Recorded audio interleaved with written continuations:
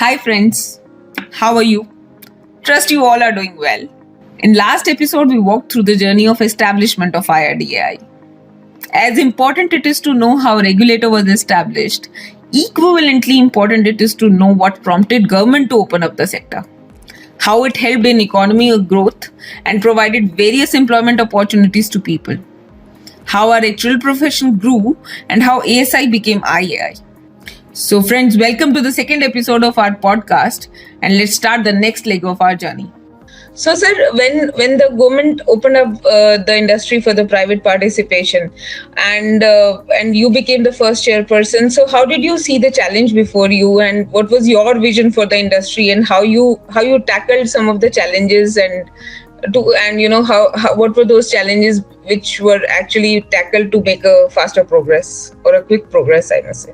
No, that is a very, very fundamental question that you raised on our approach to the recognition of new insurers in the country. Yeah. We knew that all and sundry cannot apply to become an insurer. Yeah. Because insurance is a long-term industry.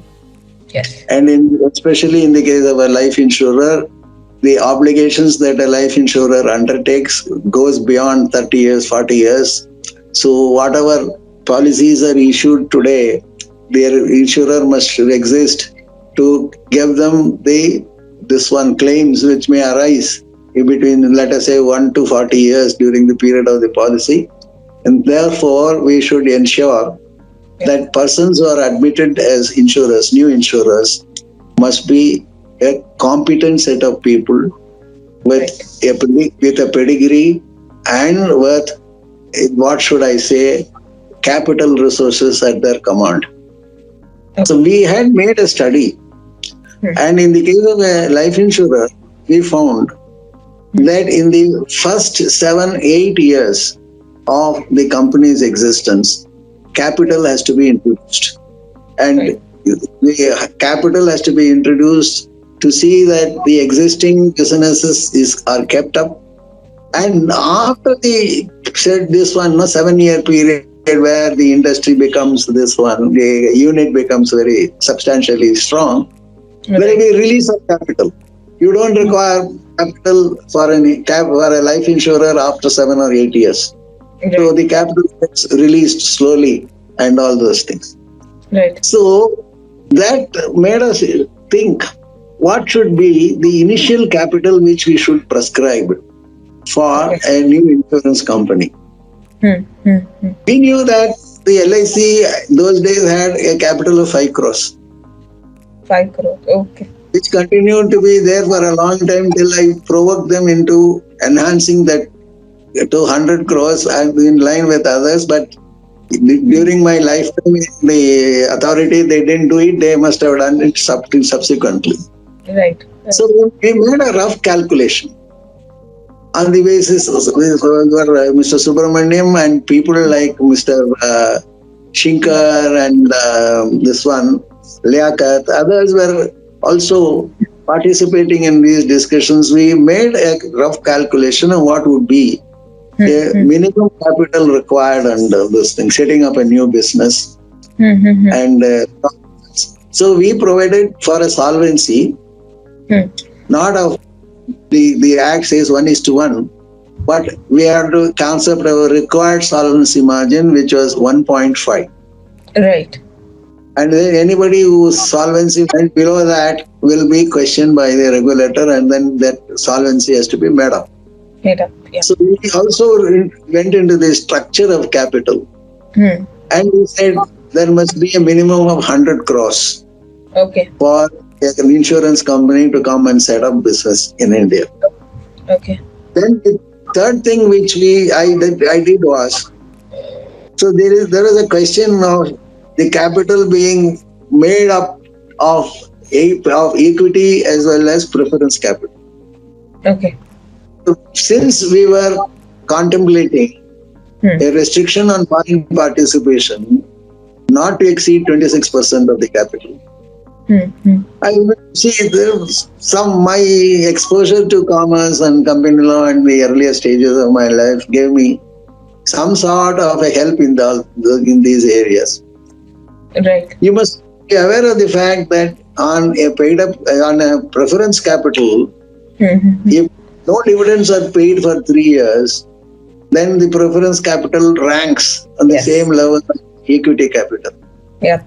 So, since we did not want a person who holds already 26%, let us say, a foreigner in equity, to have a further inroad into that and make his capital beyond 26, we didn't want preference capital to be allotted to him. Okay. That's why we said initially, I think the authority has gone back on this. I don't know for what reasons, must be some solid reasons. We then prescribed that the share capital of an Indian insurer shall consist wholly of equity shares. Right. There shall be no preference capital issued. Right. So we prevented that fee so that there won't be any confusion of this one. So we also said that in the calculation of 26%, I will not only include the foreigners, but all his subsidiary companies, his relations, and all those things will go into the calculation of 26%. Okay. So these are, let us say, these. We should realize that we were in the initial stages of the broad basing of the industry. Right. And I was also realistic of the fact that there was not much of a, what should I say, parliamentary support. You know, there is a significant party which I was opposed to it, and they always, their one call was, there was only one thing on which they emphasized. You think you will set up an insurance company in India, it will start making money, and then the foreigner will run away with all our money. So, we're only trying to set up a new company to enable the others to benefit out of it, mostly foreigners. Right. So that is why you see, even though the Insurance Act and the insurance industry follows this principle, that premium collected in the currency must also be invested in the same currency in which the premium is collected. You can't do this. And so we therefore agreed on the incorporation of sections saying prevention of dividend being declared, money being this one. So we had to protect the ring fence all these, duties and obligations on the part of an investor to see that he did not get overly benefited by an investment in insurance company. Right. That's how some of these, you may still, in retrospect, people may call it to be a little tight, very strict and all those things. But this was the necessity in the initial years. Indeed. And I think I must also thank, your industry, your profession, for a tremendous contribution that they were very helpful to me whenever I wanted them and all those things. But those days, you were a mere society, registered under the Societies Registration Act in Bombay, considering people, many of whom I still hold in great respect, RR, this one, even this one. Every one of them had contributed to the growth of my knowledge and to the establishment of this organization. Now, as I was telling you, Yogita, there were 4 in form, but 1 in intent and purpose. Right. So they was getting and think very, what should I say, traditional, and then people didn't. They were in. I think the employees themselves were not very happy to go ahead and do business and all, because it's a government job, and then why should we bother and all those things. So there was a situation where people, and the third thing which I had to mention is this, that the insurance company, as I told you, is a repository of replacement capital.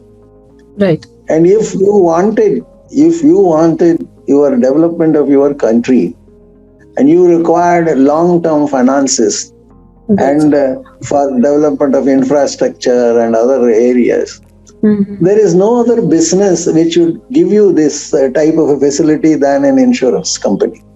Right. Because if you went to a life insurer, he is collecting money from, let us say, thousands of people today with a view to repaying them, let us say, after 30 years Right. or 40 years on a policy Right. which keeps itself current. And all that money that he collects all these 30 years has to be invested. Right. One of the conditions of a life policy is the premiums collected as they have to be invested. Right. And where and how they have to be invested is also laid Clearly down listed. into the Insurance Act. Right. And now it is down by regulations. So this is a, what should I say, a ready-made source for people to access capital when they want. Right, sir. So that realization also dawned on the government, and then they said, all right, we will go in for a little this one privatization of this industry. Okay. I said, telling you, was the privatization could have been done either by privatizing the existing industry or by allowing new players to come in. Right. And the government that day thought that they will expand the industry by admitting new players. I had in one of those meetings also suggested that they have one life insurer and 4 non-life insurance companies which were run by Indian standards on a big, on a better manner. And if the government of India wanted to encash its investment and all these things, they could, what should I say, privatize to a little extent, 10%, 20% of these, what LIC is now trying to do. Right. It can be done. And before, we admitted new players to come in. Right. But then that, what should I say, that solution was not found favorable. And so we went in for new insurance companies to be set up as companies and registered under the Companies Act, and then doing only insurance business. And so we found at least initially we had 10-15 of them doing life business, and about 10 of them doing non-life business. And then after some time, this non-life business got again bifurcated into health insurance and the other types of businesses.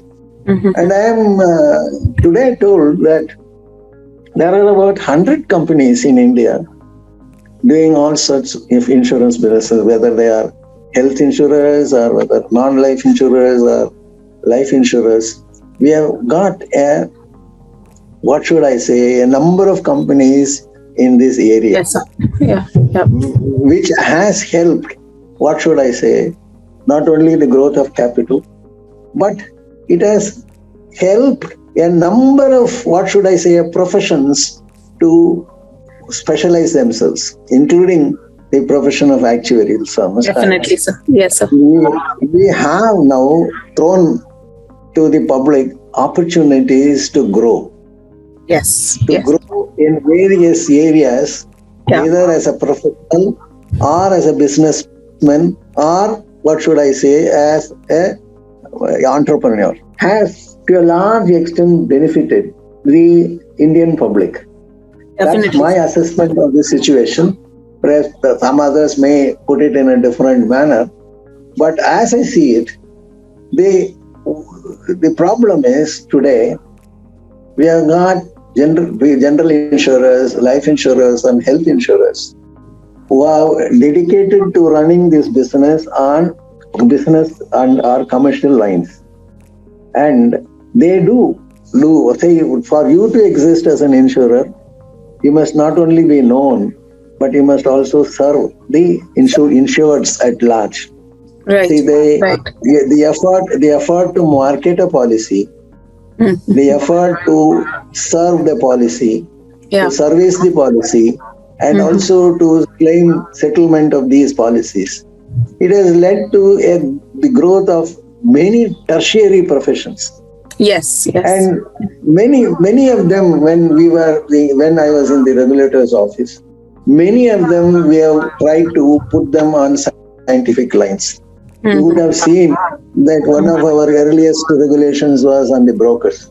Right, right. So it might have hurt a lot of, let us say, ladies doing on business as insurance agents as a sideline. But Yes. we converted these agents into a professional group. Group. We Okay. also said that they must have some qualifications, some regulations to register them and to see to that their work was supervised. Right. And they were disciplined by the insurance company they employed them. Mhm. Then we had set up this broking business also, brokers regulations that we had got third party life insurance, the third party these fellows. So we had a very, what should I say, a number of professions which acted on the insurance industry were not only recognized but they were professionalized, and the institutional mechanism was set up Mhm. to overrule and to regulate these professions. Yes. And there came then the actuarial profession. The actuarial profession in India was looked after by the ASI. Right. Actuarial Society of Finland. Yes, sir. And some of these professionals, actuaries, I should admire them. They had helped me to, what should I say, coalesce my thoughts on what the actuarial profession should be.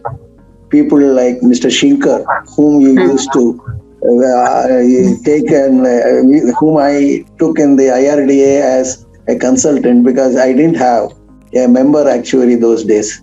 Okay. So Mr. Shinkar was acting as a member actuary, as a consultant those days. Surely. Then we had Mr. Subedar, Mr. Ramakrishnan, Ji. and then Liaquat. See, a lot of people who were the, what should I say, the guideposts of this profession. They offered their help and assistance to the regulator to have a look at the, what should I say, the creaming of the profession of actuarial science. See, those days, they were acting as mere outposts of the English Institute. They were getting examined by this one. They were members of the English Institute and all. Right. Incidentally, I must also tell you, I don't know whether it is also known anywhere to anybody. When I had gone to London, I met the Institute of Actuaries there, the president and all those things. And we had agreed that the Institute of Actuaries will set up a unit in India. India. Okay. They will run the examinations here. Okay. And you see, the setting up, I don't know whether you're aware that the IRDA had set up this IIRM also. There is a risk management institute which had set up. Yeah. That risk management institute had its birth only because of the understanding between us and the IRDA and the Institute of Actuaries London. Okay. That they wanted a institution to come up in India where the people will be trained. So we went to the extent of saying that once we are recognized for this purpose by IOA, then we will become some sort of a regional authority in the entire Asian region. Okay. The office set up by IOA London here in either in Hyderabad or Bangalore or whatever be the place will be considered to be an outpost of the London Institute. Oh, So we were doing that. And then anyway, somehow or the other, it did not click, it didn't go through and all those things. Okay. So the ASI continued to exist. And when these people, I think Liaquat was the president of the institute those days, then he came to me and then we had a lot of discussions. And I knew the importance of the profession of actuarial science in the running of an insurance company and in its regulation of the entire industry. Okay. So, having come from a background where I was a member of these professional bodies dealing with accountancy and this one, I realized that a society will not command that much respect in the profession as a chartered body. Definitely, yeah. That is the main reason, despite some of your members, old members, not agreeing to my efforts to creating an institute. This one, the Chartered Accountants Institute, the Caste and Works Accountants Institute, the company secretaries. Of the three, the Chartered Accountants is the oldest, which had been set up in 1949. Ji. And the others came later. Ji. And so I thought we will model an institute to regulate the profession of actuarial science by having an institute of actuaries in India. So that was one of the things that I did in the last stages of my stay in the IRDA.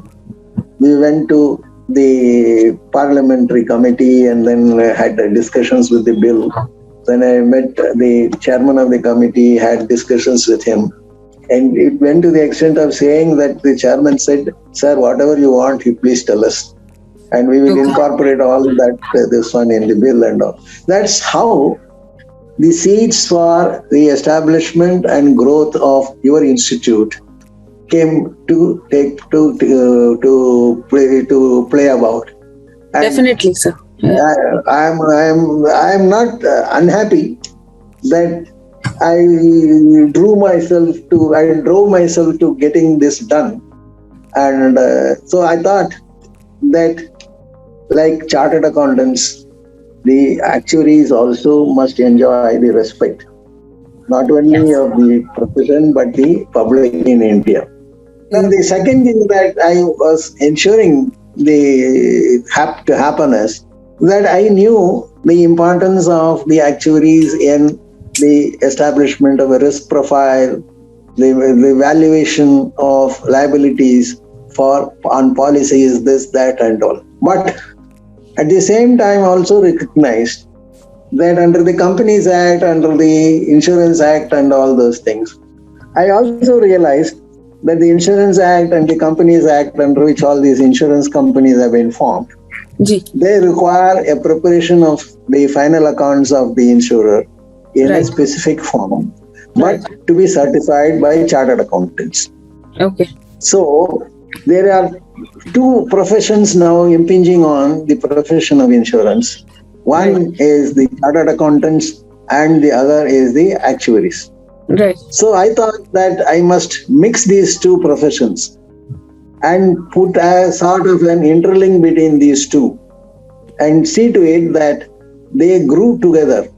That, to my mind, was necessary to ease the pain on the insurers in growth. So they don't have to deal with two separate professionals and then try to bring them together before they had their this one. So I had therefore suggested that there must be an interaction between the chartered accountants, the statutory auditor, and the authorized actuary.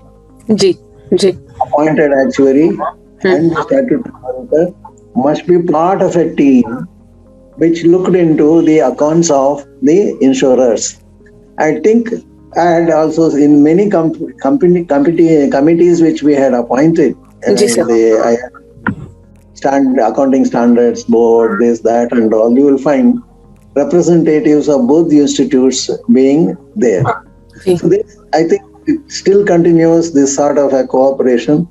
And sometimes, I am also mistaken for having, what should I put, a chartered account, this and fees, a account is why he wants the business and all this. No, that's not my aim at all.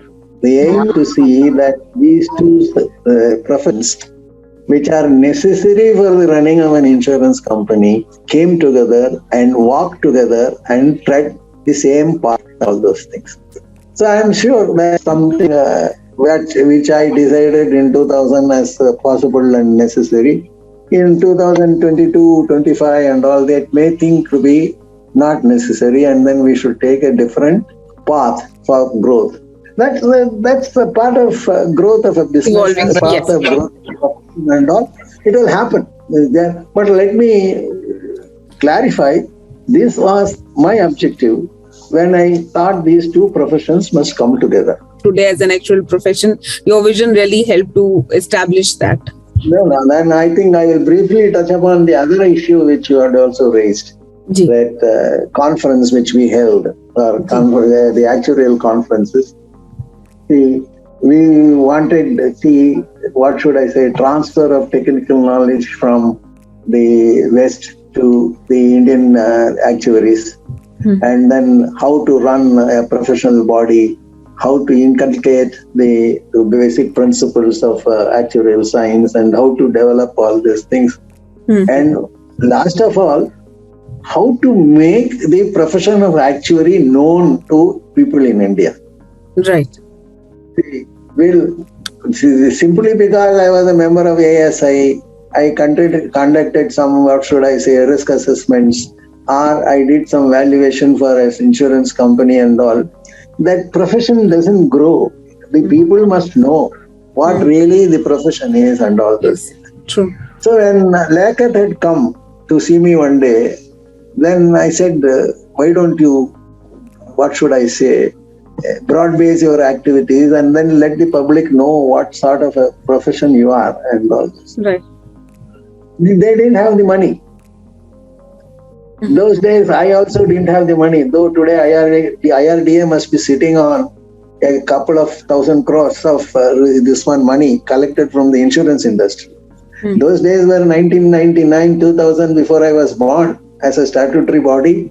And even I was, my salary was being paid by the government, and my staff salaries and all were being paid by the insurers. So we didn't have the necessary money to hold an international conference, which we thought was necessary. So I went to Amit Mitra. Amit Mitra, who later became finance minister of the government of West Bengal, was the secretary general of FICCI those days.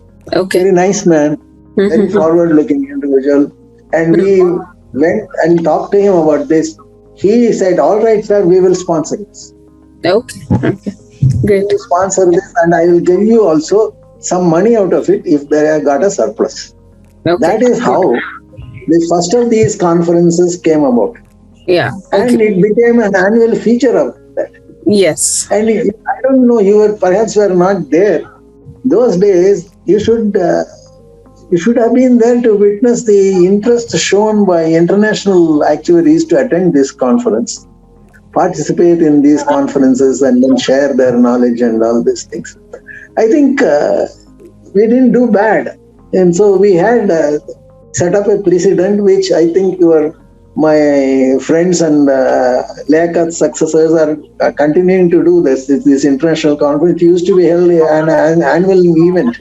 Yeah. And we started it in Delhi at part of FICCI's office and this one auditorium. Right. Now you think you have got a lot of money, and so you're spreading yourselves out in various other areas and all. That's good. But this is how that institution was started. Yeah. And today, I think Institute of Actuaries is as much respected as the other professional bodies. And then I am very happy that I didn't do anything wrong in pressing myself to go ahead and then get this done. No, so we are Now- thankful that you did press this and you actually No, that's not this one, because I say I was a wrong man in the place, perhaps these things happened. And then see, as a professional accountant, I had also, professional accountant, I have not practiced. I became a chartered accountant in 1959. I joined government in 1960. And I have been part of one setup or the other till 2009. And see, I have not practiced as a chartered accountant, but I have known people. Right. And I know what that profession can do. And that I also realize what the actuarial profession can do. So these two are, what should I say, working together, but sometimes they can come together also and coexist. That's my ambition. So it may be right or it may be wrong, but I think only the future will indicate to you what sort of a thing that this went. That's, I think, have shared with you my views on the setting up of your institute, and then how I look forward to its growth. Wow. Sometimes I imagine how I would have managed if I would have been in those shoes. But the stalwarts of our profession have done a tremendous job of establishing and gaining respect for our profession. And the GCA, COVID times VAC, which we very fondly look forward to meet and learn from each other, also was an important milestone in establishing our profession. With some more such interesting stories, I'll meet you in the next episode of our podcast. Thank you for joining us today. We'll see you in the next episode. Till then, take care, stay safe.